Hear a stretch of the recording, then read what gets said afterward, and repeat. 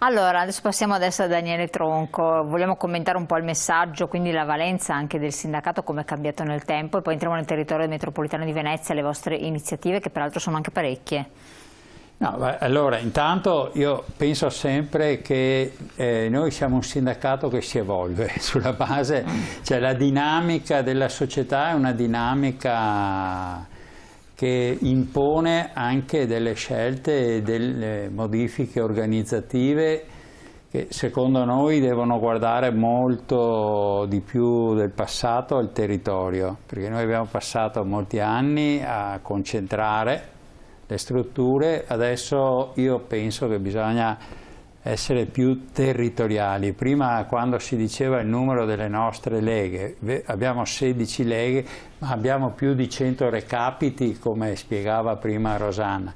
Noi facciamo sulla realtà veneziana molti recapiti anche in posti, diciamo, sperduti. Adesso il bar, ma anche la parrocchia.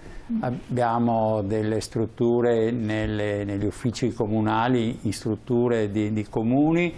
Ovviamente il Covid e la pandemia ha fortemente messo in crisi anche questo sistema, perché diciamo che abbiamo avuto le chiusure, ci hanno coinvolto molto e anche reso difficoltoso l'accesso ai nostri servizi, quindi questo è anche un elemento di osservazione, cioè che stiamo osservando in modo particolare.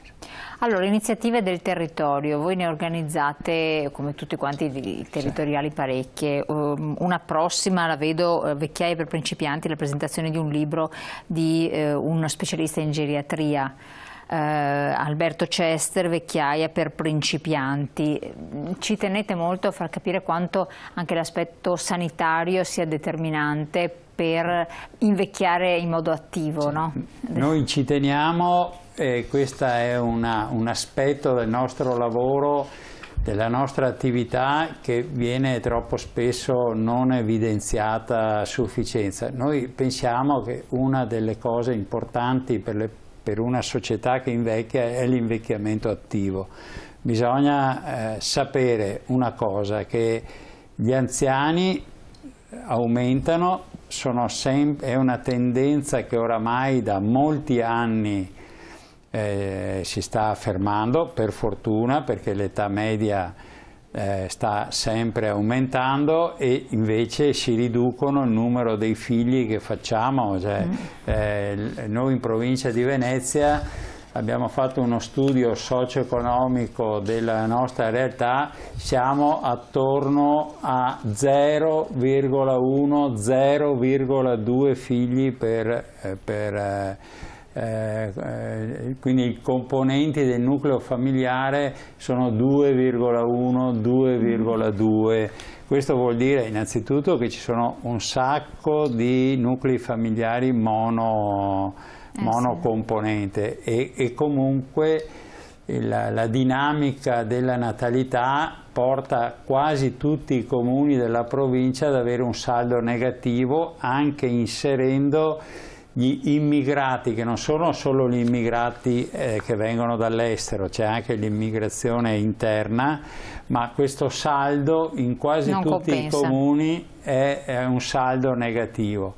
E c'è un invecchiamento, sostanzialmente il rapporto oramai è un giovane ogni 3 anziani, cioè siamo chi paga le pensioni 2 anziani e qualcosa.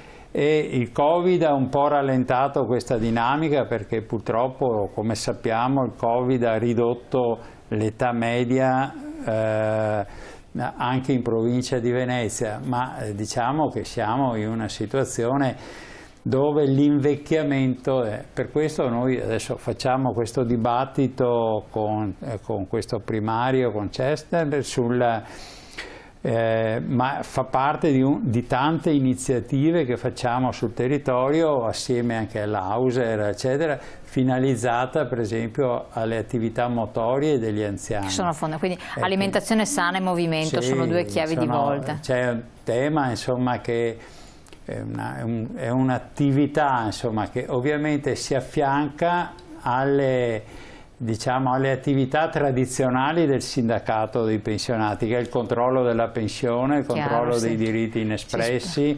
Abbiamo parlato molte volte, noi continuiamo a fare quell'attività là, però insomma alimentiamo anche queste che sono esigenze. Bisogna dare più forza al sindacato, e l'attività e i servizi dello SPI sono molto importanti. È vero che la forza viene dal numero degli iscritti, per cui bisogna aumentare i servizi offerti e soprattutto farli conoscere. Vi parlo da iscritto, saluto. Quindi questa è...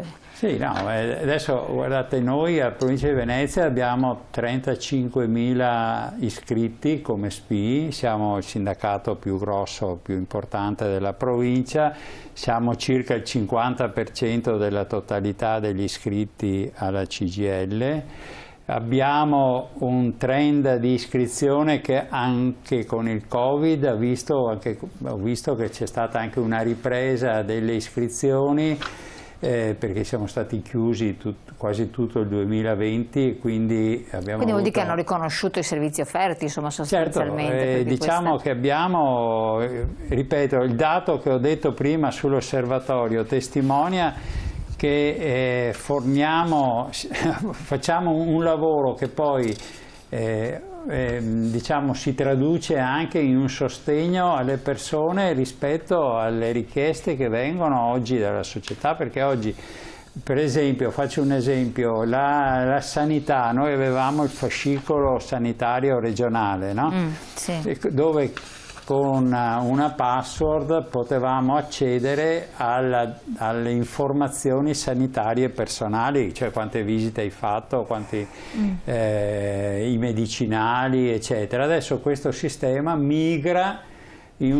sta migrando in queste settimane nel sistema nazionale informativo, quello previsto dal sistema nazionale. Per accedere a questo sistema non è più necessaria la password che c'era prima, devi farti o lo SPID o la carta d'identità elettronica oppure il tesserino, quello sanitario, che ti rilascia il sistema sanitario abilitato all'accesso ai servizi. Questa cosa è un problema molto serio, insomma, per le persone. Tenete presente che adesso si votano anche i referendum, cioè si possono sottoscrivere i referendum con lo SPID. Abbiamo visto che qualche centinaia di migliaia di persone in poche ore hanno sottoscritto i referendum, ma chi è che lo può fare? Esatto. Chi ha la dotazione? È un problema di democrazia e di partecipazione alle scelte, alle decisioni che vengono assunte, e le persone anziane da questo punto di vista noi lo registriamo proprio dall'osservatorio. Se 500 persone sono venute da noi a chiederci lo SPID, immaginiamo quant'è il bisogno che oggi si attraversa. Quindi adesso, per rispondere, insomma, per dare, i bisogni sono anche cambiati oggi nella società, c'è il bisogno del territorio, della contrattazione sociale che facciamo con i comuni.